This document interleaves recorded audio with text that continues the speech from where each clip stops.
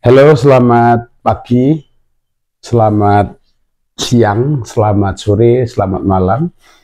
Berjumpa kembali dengan channel GKJ Wolo bersama saya Pendeta Doni Setiawan. Hari ini Kamis 3 Juli 2025. Masih pagi, masih segar. Selamat menyambut hari yang baru, selamat merancang hal baru dan selalu baik. Berkat Tuhan senantiasa melimpah menggenangi saudara-saudara semua dimanapun saudara-saudara berada. Saudara-saudara, terima kasih untuk dukungan, support dalam segala bentuk, sehingga saya semakin giat untuk terus berbagi tentang kehidupan, tentang spiritualitas, tentang pekerjaan, tentang gereja, tentang interaksi, dan banyak hal. Apapun bentuk support itu akan sangat bermanfaat. Bukan hanya untuk saya dan channel GKJ Wolo, tapi juga untuk saudara-saudara, karena mengutip kata Sang Buddha, yang berterima kasih itu sebenarnya justru yang bisa berbuat baik, bukan objek tindakan baik itu.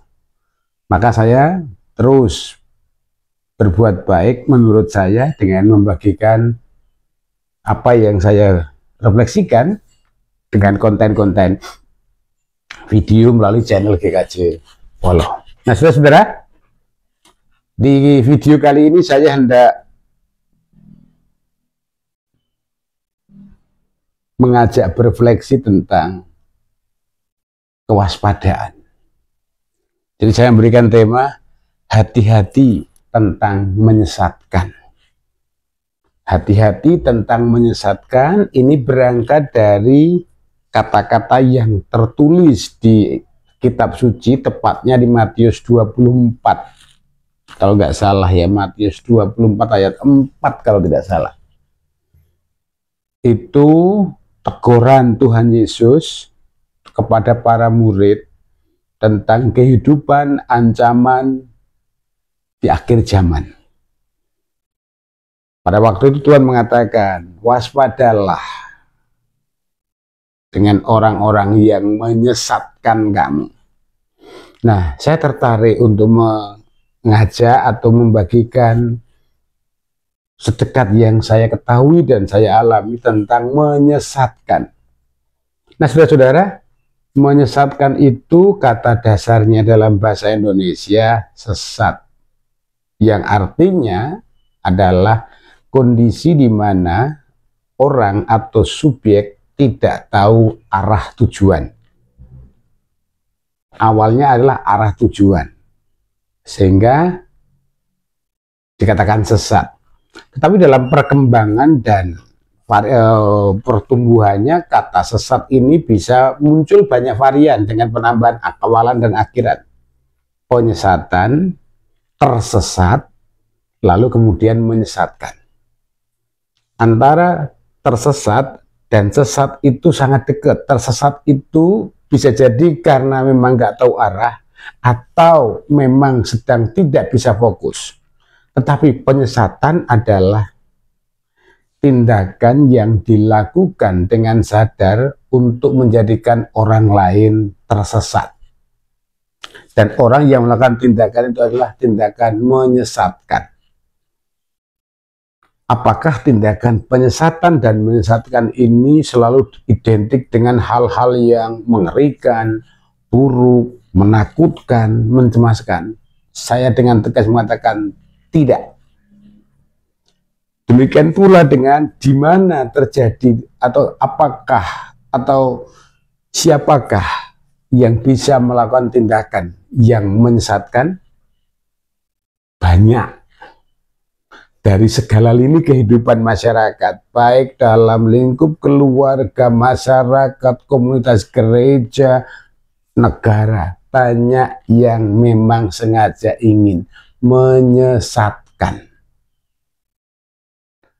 Dengan tujuan apa? Bisa jadi dia melakukan tindakan itu atau siapapun yang melakukan tindakan misalkan itu demi keuntungan pribadi atau kelompoknya.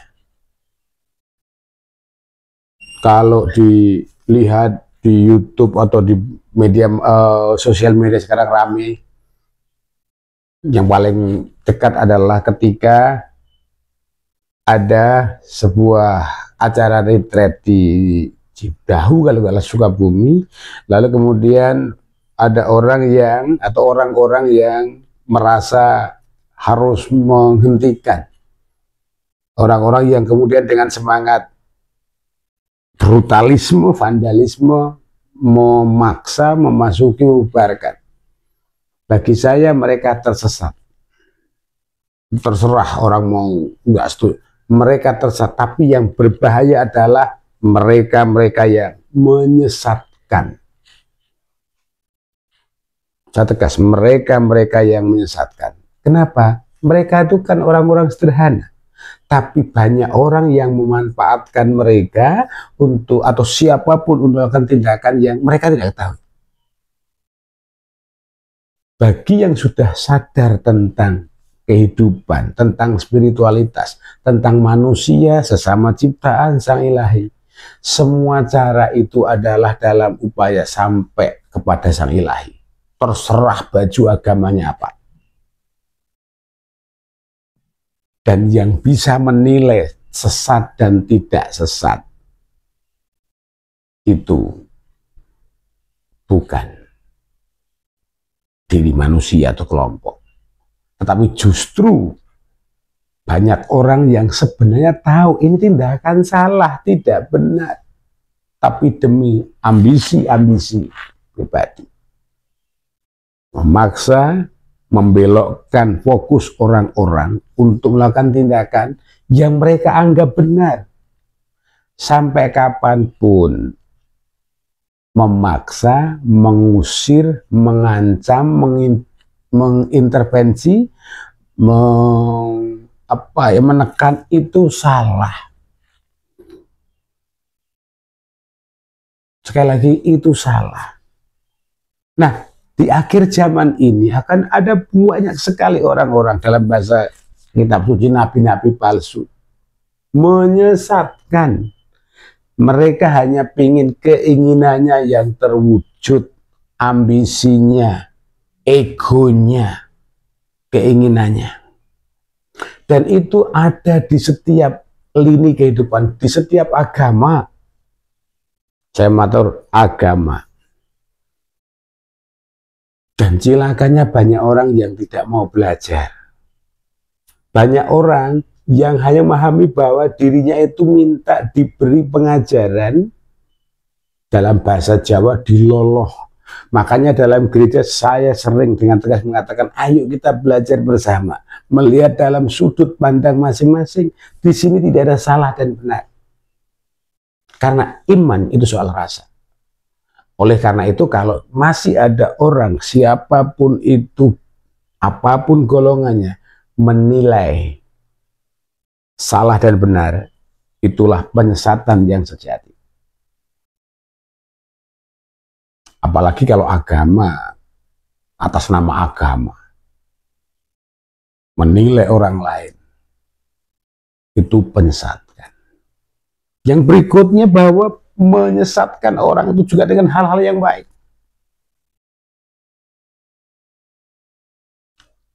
Ajaran Sang Ilahi adalah menciptakan damai sejahtera, bukan mengajak berpecah. Nah, ini salah satu penyakit yang hinggap di kehidupan manusia. Ingin selalu dimengerti, ingin selalu dipahami, ingin selalu didengar, ingin selalu dituruti. Ketika itu tidak terjadi, maka akan marah. Dan cilakanya ajak-ajak orang lain.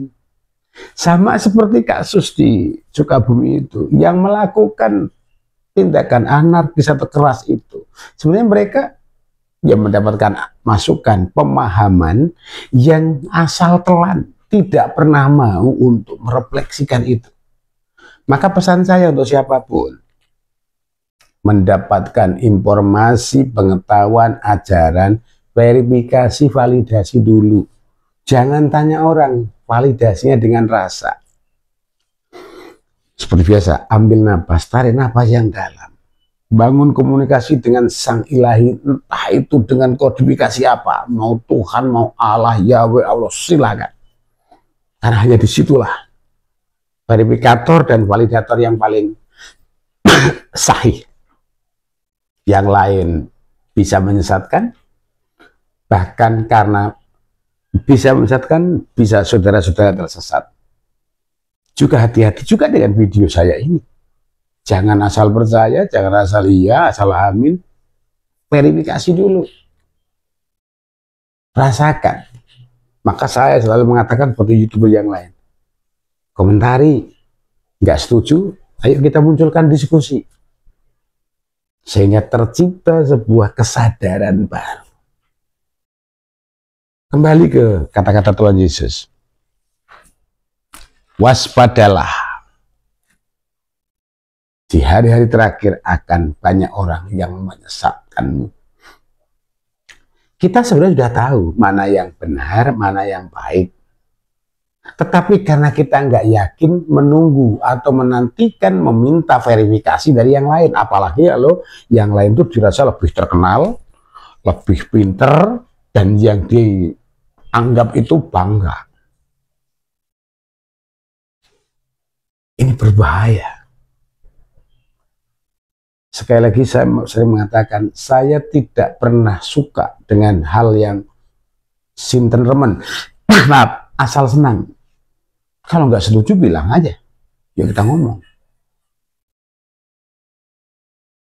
Jangan gah-gih, itu tidak mendidik.